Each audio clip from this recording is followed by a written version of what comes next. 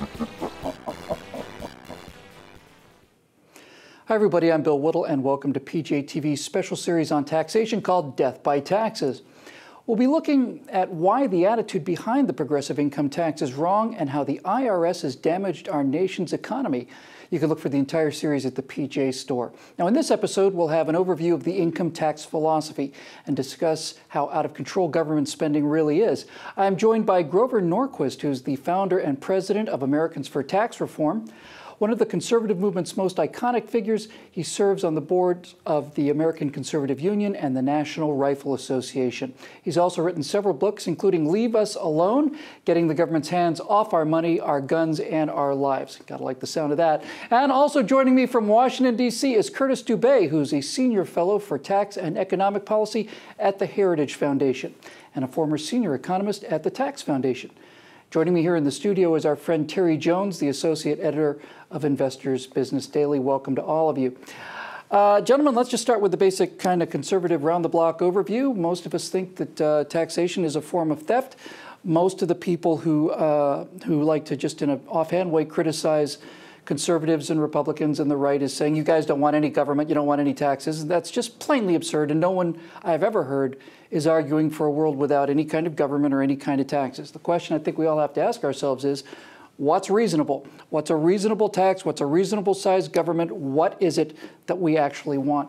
So why don't we just kind of start off by going around the corner here. Curtis, can we start with you?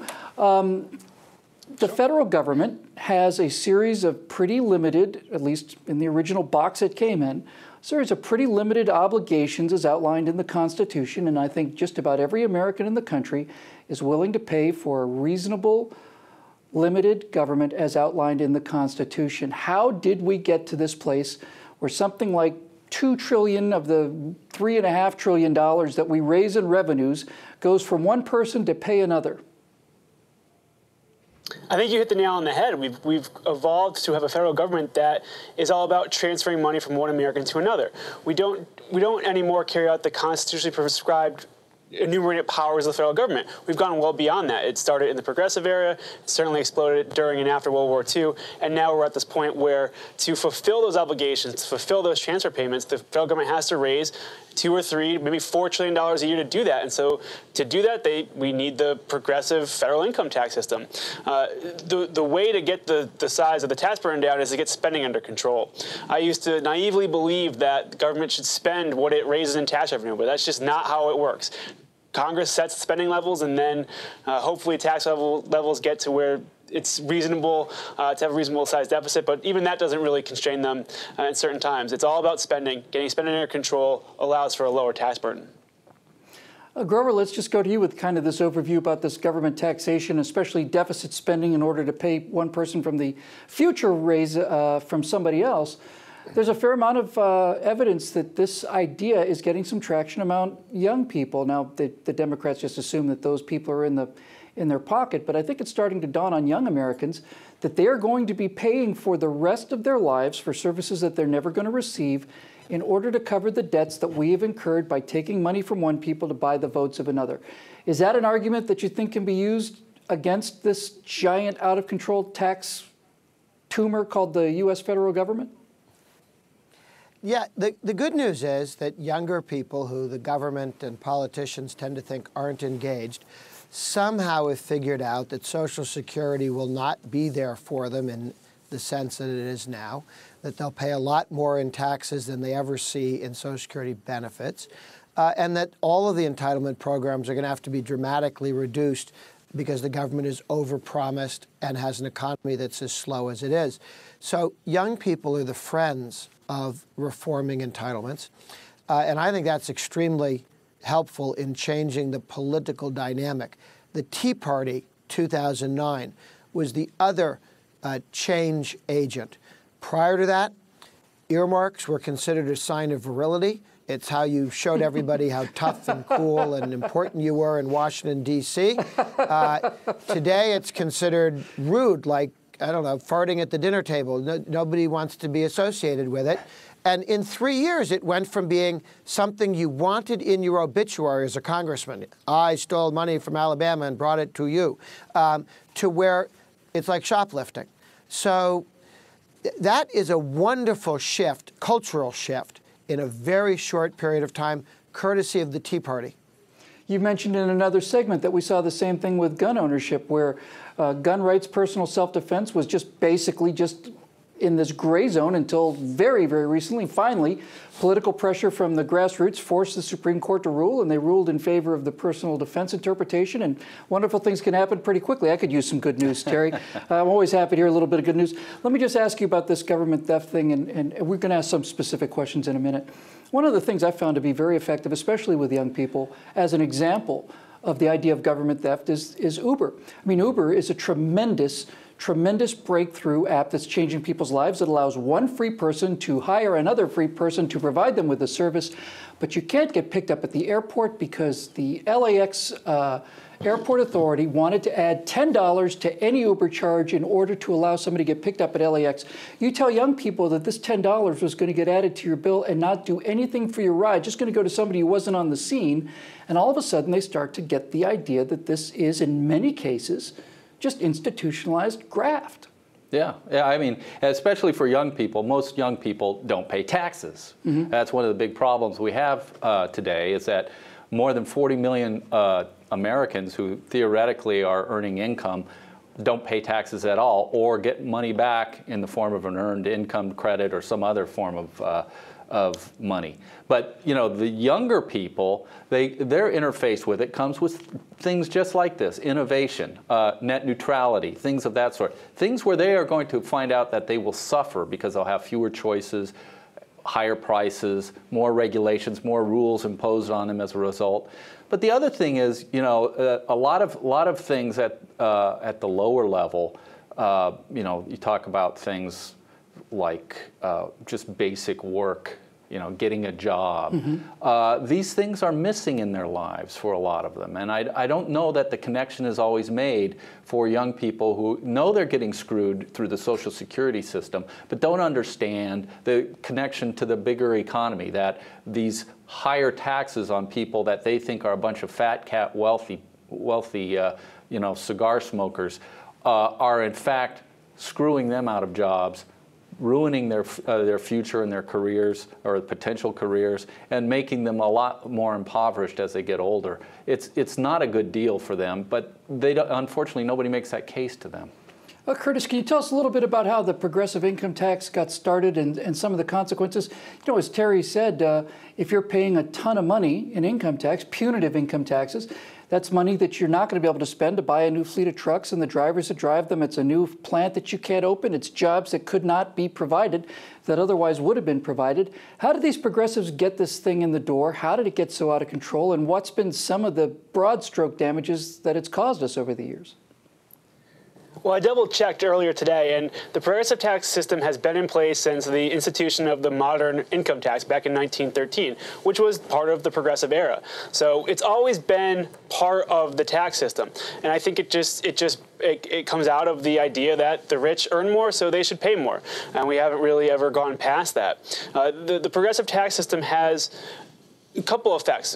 It causes a slower growing economy. Our economy is much smaller today than it would be had we not have this type of anti-growth progressive tax system. And it makes it harder for us to weather recessions. It makes our recessions steeper when they do occur. It also makes revenues fall more sharply when a recession does happen. Back in the recent recession in 2007, 2008, revenues fell very, very far because of the progressive nature of the tax system. And you know, it does dampen the economy. I think there's broad agreement on the conservative side that we need tax reform, and that if we do tax reform, we need to get rid of progressive taxation and move to a consumption tax that would be pro-growth. It wouldn't hurt growth the way the progressive system does today.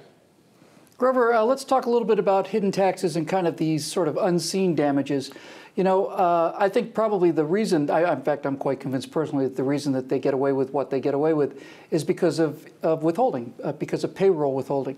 If you were to add the federal income tax, state income tax, and every single other tax that is paid, including gasoline taxes, everything, and you had to have an American citizen write a check for that amount once a year, this would be over pretty quickly, wouldn't it? They managed to bury so much of this stuff in money that we have earned, technically earned, but that we just never even see, never even crosses our fingers. I wrote a paper for this my freshman year at college and made the case that if you had to write a check once a month, once a year for your income taxes, never mind state income taxes and others, that there'd be a revolution. And the teacher said, oh no, and I called the IRS and they said, oh yes. A revolution, yeah. Okay. Terry, let's talk about the wealthy, because this is, as we've discussed before in this series of segments, and it's just pretty much obvious. Look, basically the short form is progressive politicians who really have no skill in wealth creation at all have understood that they can go out there and get a lot of power and a lot of money by convincing person A that they're going to take money from person B and give it to them. That's pretty much how it works. It's a very simple operation. What is it, do you think, about this idea of decoupling wealth from the work required that has allowed them to get away with this? You know, this has been, as I think Grover Norquist mentioned, or maybe it was Curtis Dubay, this has been a long-held dream of the progressive movement. And it goes back to before the income tax. They started agitating for an income tax that would basically allow them to separate the wealthy from the middle class and the poor from the very beginning in the 1860s, 1870s, 1890s. William Jennings Bryan ran for president 3 times on a Democratic ticket with a progressive income tax in it, even though it was unconstitutional. They tried to pass one in 1894. It was declared unconstitutional. It was only again in 1913 when it was finally declared constitutional that the progressives got their long-held dream. And ever since then, the propaganda has been that the wealthy screw the poor, so we got to get it back in taxes. And nothing could be farther from the truth. The wealthy are the ones who provide the bulk of savings and capital to our economy, a capitalist economy, so that it can grow. And when it grows, it creates most of the job opportunities. Entrepreneurialism and business startups create more than half of all of our job growth. So it's very important that we have this system in place, and it's being disturbed and interrupted right now. Recent numbers from the federal government showed that GDP right now is $1.5 trillion less than it would have been since 2007, largely because of subpar growth. If we had grown normally, that $1.5 trillion would have been in everybody's pockets. It's not there because our federal government has been remiss in its responsibility and has arrogated to itself powers it heretofore did not have, and has really ruined the economy to a degree I didn't think was possible. So really radical change is needed in terms of especially our tax code. Yeah, and they have the megaphone of the media and the pop culture. I mean, to say that the rich don't pay their fair share, I don't know if the numbers are pretty close. The top 1% pays 26% of all income taxes, top 5% pays 65% or something absurd like this. There are people who are not paying their fair share, and it's the bottom 50% of Americans who essentially pay no income tax at all. Yeah. The top 1% actually pay close to 40%. 40%. They earn 25% of the income, but they pay almost 40% of the taxes. So when people talk about fairness, there's a 15% discrepancy between what they pay as a share of the economy and what they earn. You don't hear that too often on the Daily Show, strangely enough. Grover, let's go back to you. Can you tell us a little bit about the ATR tax pledge and why you think it's important for legislators to sign? I'm wondering if you're having a lot of interest in the pledge from the 2016 GOP presidential candidates. And as you mentioned in an earlier segment, the problem isn't so much what makes sense for the good of the government as a functioning, well, I can't really call it a business, but as some sort of economic concern. You say the problem is the politicians themselves. And the lovely thing about a pledge is it is something that can be used against them in their re-election campaigns. Does that give you a lever, do you think? Yeah, the Taxpayer Protection Pledge is something I designed in 1985, and our goal was to enact the bill in 1986. We wanted a protection against rates going up. Remember, Reagan in '86 took rates down, broadened the base, revenue neutral, tax reform. We wanted to protect the rates from going up or deductions and credits from disappearing just to raise revenue, not to bring rates down again. So the pledge says, no net tax increase. I will oppose and vote against all efforts to have a net tax increase. We today have over 218 members of the House, 49 senators who've signed the pledge never to raise taxes, 1,000 state legislators, about 16 governors. So somebody who takes the pledge has made the following commitment. I'm not going to raise your taxes. When there's a problem, I'm going to reform government to make it cost less and work better. I will not raise taxes to paper over the pothole, the problem, the whatever's wrong, and just keep moving on. We will fix the problem, reform the government, have it cost less. Raising taxes is what politicians do instead of governing, instead of reforming government. And the pledge has been very helpful in stopping tax increases. From 93 until 2009, 16-year period, there was no tax increase in American history, largest period in American history without a tax increase. Yet a Republican House, Senate, and/or president during all that period, and because they took the pledge, that stopped the tax increase. It's been very helpful in keeping taxes low. All of the elected officials looking to run for president have either signed the pledge as presidential candidates in the past, or they've signed it in their present capacity as a governor or a senator. One exception, Jeb Bush has not taken the pledge. I think that eventually he will. His father did, his brother did. You can't go to the American people and say, will I raise your taxes? I don't know. Let me surprise you, and expect to win. You got that right. Curtis, you know, one of the most effective methods, fairly new method of treating cancer, tumor growth, is the idea of not even attacking the cancer cell so much as cutting off the blood supply. When a tumor starts to grow, it needs more blood, and the more blood it gets, the faster it grows. So let me ask you about this idea of limiting this out-of-control government and its out-of-control spending by actually limiting the amount of cash that the government gets by lowering taxes. Do you think it would be successful in limiting the government scope? Do you think there's any realistic chance of getting hardwired, concrete tax reductions into the system and then the government actually getting smaller? Or do you think they just continue to print more money and the ratio of debt would increase? Unfortunately, I think the debt would continue to increase. The way to get to shrink the size of the government is to get spending down.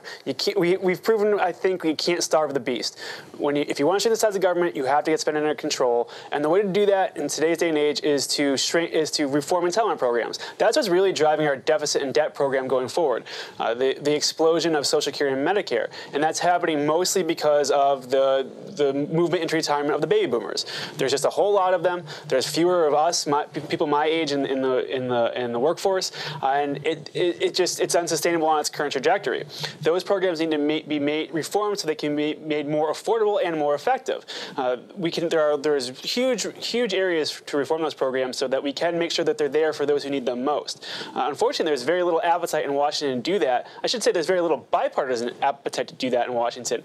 Republicans in the House of Representatives voted either 3 or 4 years in a row to establish Medicare premium support in Medicare, which would have gone a long way to fixing that program and making sure it was there for those who need it. But on Social Security, we've seen more hesitancy on both sides. Both programs need to be fixed. Otherwise, spending will grow on autopilot. The current members of Congress don't even have to vote for it. It'll just keep growing and growing until both programs are out of money and there'll be mandated cuts in their benefits, or Congress will be in a situation where that's untenable, so they'll have to raise our taxes by, for instance, raising the cap on payroll taxes, or raising payroll taxes, the rate even higher. So those programs are really where the action is. That's where you get spending under control to prevent massive tax increases, shrink the size of government, get it back down to, as Grover would say, get it to a manageable size where we could drown in the bathtub if we had to. Well, I think maybe we'll wrap this segment up by asking all of our guests the same question, and it's basically going to come in a form like this. We have an election coming up in 2016 for president, and presumably there's going to be a Republican nominee, and presumably that person's going to have some sort of tax position. So I'd like to just sort of go around and get your quick little take on this. What's the elevator pitch for your particular favorite plan? If you can't sell the American people on abolishing the IRS and the tax structure the way it is today, then you probably are in the wrong line of work, honestly. Americans have an actual phobia now about doing their taxes that's just absolutely out of control. So, Grover, let's start with you. If you had to give me just a couple of sentences for what you favor and why it's a good idea, what would it be? And then we'll just go around and get everybody else's closing thoughts on this. Well, I just finished a book. It's out momentarily. End the IRS before it ends us. And it has about 20 different solutions at the end, moving towards a single rate tax, getting rid of the death tax. I think it's a many-step project to get back to where we were when the country started. We were paying 1% to 2% of our income in 1774. And the British, our occupiers, our oppressors, were paying 20% in London. They're paying 20 to beat up on us. We were paying 1% to 2%. Somehow we messed up and ended up paying about 30+% of our economy into the government. We need to get back towards 1% to 2%. Sounds like a plan. Curtis, what about you? Do you think there's any value to the proposals that Senators Lee and Rubio brought up, or do you have a different go-to plan if you had to sell it quickly to the American people? So if I had a couple minutes with potential presidential candidates, I would advise them to be all in favor of tax reform. I think there's broad support in the country for tax reform, but I would keep details sparse. I think we learned in 2012 that Mitt Romney put out too many details, and that got him in trouble because other people in Washington, D.C. and other places tried to fill in the rest of the details and say, for instance, that he was going to raise tax on the middle class when he never intended to do that. So too many details in a presidential campaign are not helpful. Be in favor of tax reform, and as Grover said, there's lots of ways to reform the tax code that would be infinitely better than our current system. The right answer, again, I think there's broad conservative agreement on this, is a consumption tax, which doesn't mean a retail sales tax. It means a tax system that does not tax saving and investment. There's lots of ways to do that. That's what I would advise. Be in favor of tax reform. Be in favor of a consumption tax. Let Congress fill in the details. Terry, you write about this sort of thing all the time. How hard is this really, honestly? It's difficult to make the case because if somebody's not paying taxes, and that is many people, it's very hard to make the case to them that radical tax reform needs to take place. But I would make the case in the following way. I would say we are now spending roughly $250 to $300 billion a year to fill out our tax reforms. We have 4 million, the equivalent of 4 million people doing this full-time every year. We spend over 7 billion hours doing this. It's a giant waste of money when you could have a lower tax, a more fair tax, and one that would create far more economic growth and far more economic activity and far more, higher incomes for everyone. If you're for that, you should be for a flat tax, and that would be my case. If it were me, I would say very simply this. I would say we do have experience with a flat rate tax, and that's when we go to the supermarket because we pay a flat sales tax. I'd say to the American people, you know, when you go for your 4th of July supplies, you don't get to look in the wallet of the person standing in front of you and see if he's made more money than you have or has more money in his wallet, and therefore he's going to buy your beer. And likewise, you don't have to worry about the person behind you tapping you on the shoulder and saying he's only got $5, but you've got 55, therefore you have to pick up the cost of his steaks. We don't make that assumption because nobody assumes that's fair. Everybody understands that if you're in line at the grocery store, if I want to buy more expensive steaks, I pay more in tax. And if I want to buy more steaks, I pay more in tax, but I pay the same rate as everybody else. I'd say that seems fair to me, Mr. and Mrs. Common Citizen of the United States. Your tax return consists of a postcard that says, please enter what you made in line 1, multiply that by 0.17 or whatever the number happens to be, write a check to the IRS for that amount. Thank you and have a good day. Any questions? Simple. No. That'll do it for today. But please join us for the other segment of our series called Death by Taxes, including the ones on the fair tax and flat tax proposals. They're all available at the PJ store. I'd like to thank all of our guests for joining us today. For everything Terry Jones, you can always go to investors.com. You can find Grover Norquist's organization, Americans for Tax Reform, at atr.org, and you can follow him on Twitter at Grover Norquist. And for Curtis Dubay's work, go to heritage.org. Terrific people, the Heritage Foundation. Always a pleasure to be working with them. I'm Bill Whittle for everyone here at PJTV. Thanks for watching.